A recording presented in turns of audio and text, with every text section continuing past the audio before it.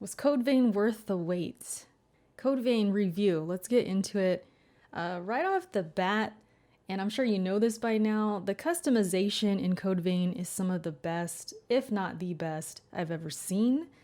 You can get really detailed with your character, and the thing that makes it even better is that there's so many cutscenes. The cutscenes are done so well in this game, and you're able to see your customized character all the time.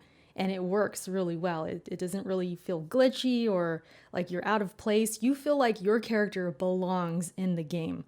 So they did a really top-notch job on customization and cutscenes. I want to say that's some of the best features in Code Vein. It really is.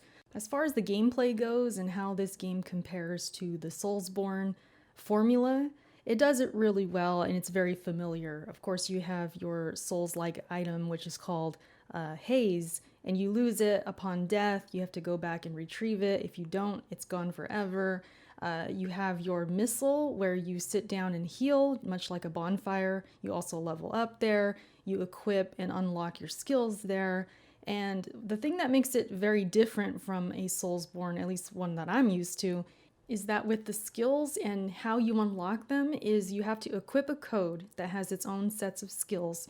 Then you have to use that code for a period of time, get so many kills with it, and then you unlock those skills. Also, you can pay Haze to unlock them right away. And then once they are unlocked, you can use those skills across the board, no matter what code you have. There's also two different types of skills. You have passive and you have active. Passive is more so for your health, your stamina, and things that you can use across the board as well. And then you have your actives, which are essentially moves. So you'll have like a power move that you can do with your weapon. You'll have like a dash move, stuff like that. And those you set, I think there's 8 of them. Yes, there's 8 of them that you can have as you're playing. So so you have the passive, you have the active, and that I think, just the whole skill formula and how they do it in this game is much different than what I'm used to with like a Bloodborne or a Dark Souls or even a Neo. So it's very interesting, and I think that's what makes Code Vein its own, it gives it its own identity, it makes it unique. It's also in the name, Code Vein. You equip these codes, and that's what it kind of stands for. Also, you have your veils, which is essentially armor. You can equip different veils, level them up. You can get them to +10. That's the max. Same thing with weapons. You can get them to +10. You also have gifts and tradables, where you can, go to each NPC in the hub and you can trade valuables to them, and then they'll unlock things that they can give to you or that you're able to buy from them. So there's a lot of different items here that you can use, and I think that's what really makes Code Vein even more interesting. It can feel a little overwhelming at first, but once I started to get in the groove of unlocking skills and finding all these different items and utilizing them and making them combine with other items and just kind of finding and discovering my own style of combat as I go. Because I started very basic. I was going to treat it like a typical Soulsborne. Find a weapon that I like, kind of do the same skills over and over, like my boring self always does, and just get it done. But no, as I started going through the game, I realized no, I'm actually wanting to use these different skills. I want to use different items. I want to make the most of these items to my benefit, to use it to my benefit. Because if you don't, later on in the game, it might kick your butt a little bit. There's some bosses towards the end where I felt like they really were a lot more challenging. And since we're on the subject of challenge, the game starts off easy, in my opinion, because you do have an AI partner. And I even said in my first impressions that some of these bosses are a little too easy. And I felt even to the point where I regretted taking an AI partner, because you can leave them behind if you choose.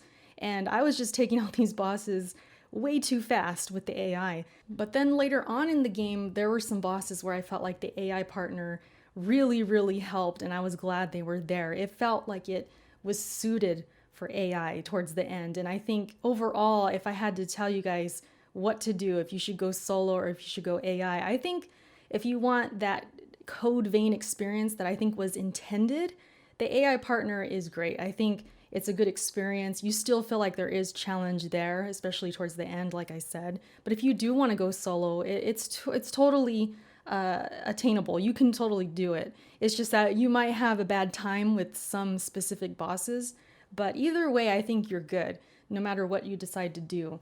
But I went ahead and played with the AI partner through the whole game. I mentioned in my first impressions that I felt like it was, fitting. It was what I expected to do in the game. It's what Code Vein was to me.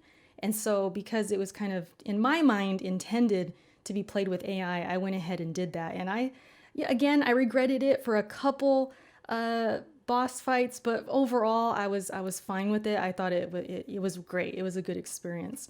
And the AI, typically, they do help, but then there's times where if you're not doing so hot, if you're needing to be healed and you're just playing sloppy, sometimes they die much quicker than you would like, or they just don't really bail you out like you want them to. So it kind of depends on how you perform. I noticed that, like I said, if I was sloppy, then they were dying quicker, or we both were dying. So yeah, it really still had that challenge of putting it on myself that I still need to perform. I still need to execute these moves. I still need to play good. So yeah, the challenge I think was still there. It did increase as I went. I never felt like I was overpowered or anything like that. There are some heavy weapons in this game where if you're a beast, you can you can fat roll and you can do your thing because they are pretty heavy. You can dominate with those weapons, but I chose to use the Sunset Sword and a couple others that really, to me, wasn't putting a lot of damage. Of course, the skills and all of that kind of has to do with it, and just me being sloppy with it and not using them. But for the most part, I felt like I was always being challenged. I would say from midway all the way till the end. I felt like it just got more challenging as it went. And when it comes to a Soulsborne, obviously that's what we kind of look for. I'm sure that's what you would expect. But again, that AI partner does take away a little bit of tension. And if you want that that Soulsborne feeling of like so much tension and so much relief when you get the boss fight done, maybe try it solo. You might want to think about it. I think either way, you're good though. What else can I talk about? The soundtrack I think is really great. I really enjoyed a lot of the music in this game.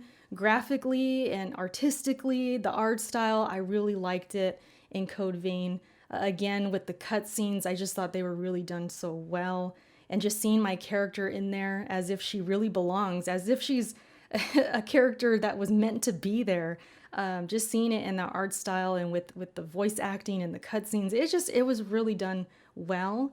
And yeah, graphically, I enjoyed it. I felt like the areas could probably be a little bit better, especially specific ones as far as graphics go. It could be better, but overall, it was pretty good. I thought the graphics were good in this game. In those areas, as far as the layouts and everything, I did mention this in my first impression. Some of them are kind of like mazes. You really can get lost in some of them, and then others are a little bit more linear and straightforward. But overall, I felt like they had a good variety of areas, and even the environments of those areas. You had your different, you had your fire level, the ice level, stuff like that. I don't want to give them all away, but you got your different environments, and I thought they did well with having that variety there. Someone did ask me that on Twitter if there were different areas, and yes, there definitely is. Also, when it comes to the weapons and different armor, there's a good chunk of those as well. Whatever your playstyle is wanting to be, there's probably a weapon for it. And of course, you got your, kind of, those skills in there that kind of have magic and stuff like that. You're able to throw fire, ice, lightning. You could even add those effects to your weapons if you can find them. Again, with the trading and talking to the NPCs, they open up their inventory and you're able to buy things off of them, which does come in handy. The thing is though, like with the effects on the weapons, sometimes it can be tricky because it'll tell you that it protects you against those elements. It's not like your weapon is actually doing fire damage or lightning damage. You have to really pay attention to what everything like the actual descriptions are and what they're doing. So that was a little confusing at times, I have to admit. Again, though, I do miss things at times. So like I'll read a description and then I kind of forget about that item or something like that. I just play kind of reckless sometimes. But if you're more You know, if you read everything and you really search for stuff, you explore, you're probably going to find a lot of things and make use of those and really put them to your benefit. Probably more than I did. But even so, even though I was kind of basic at times and I kind of just did the bare minimum, I still felt like the combat was always evolving. It was always feeling like it was fresh. It never felt like it was getting tedious or boring or anything like that. I had a good time with the combat. The only thing though is that is a definite problem was the hitboxes. And I did mention this in my first impressions. I said hopefully it gets better, hopefully they patch it, and they did not. At least I don't think they did, because when I was playing through my playthrough, I just constantly would notice that there were times my attacks just would not connect. It would swing through their body even though I know it should land. So it wasn't all the time, it wasn't every encounter, but it was enough to notice and enough to kind of be somewhat of an issue. Also, frame rates, I did complain about that as well. They do have dips, pretty big dips here and there, and I played on the PS4 Pro, so just so you guys know. I also heard it happens on PC, which is crazy. I would assume it's not as much, but I did get some people chiming in on Twitter saying that it does happen on PC as well. So I can't confirm that. That's just what I heard. I think overall, just the game has frame issues no matter what you're playing on. But yeah, other than those couple of things, I really don't have complaints about Code Vein. I did enjoy my time with it. I do feel like it was worth the wait. It didn't exceed expectations, but it didn't go below it either. I feel like it met my expectations. This is sort of what I expected. Anime Souls. I think certain things about it exceeded as far as, you know, the cutscenes and the music, and some of these boss fights I really, really liked. Things like that. But overall, it really was what I expected, and that to me is a good thing. I enjoyed it. I really did. So let me know what you guys think of this review. If there's anything I'm missing, you want to know something specifically about it, go ahead and hit up the comments section. This was all top of the head, so I'm sure I probably forgot something, but yeah, overall, I'd say it's a solid like 7.58. I did lower the score a little bit, and somebody, I think they asked me on Twitter, there's a few people like, what would you rate it? I would give it around that score because the last boss, I guess this will be a complaint, all right? The last true final boss, because there are different endings in case you guys didn't know. I did not enjoy it very much. From the design to the challenge to the camera, it just wasn't my cup of tea, especially to end the game on that note. But other than that, I felt like a lot of the bosses were very challenging. Their designs were pretty cool, a lot of them, and I did, for the most part, like the bosses. It's just that last one. They were so close. So I did tell people on Twitter, like, yeah, I'm gonna dip my score a little bit because of that boss. But still, it's a solid game. If you guys love Soulsborne, you love this type of art style and maybe, you know, this combat from whatever you're seeing about this game, give it a shot. I think you'll be satisfied with your purchase. All right, guys, that's it. I'm out of here. Thank you so much for watching, and I will catch you in my next video. Peace.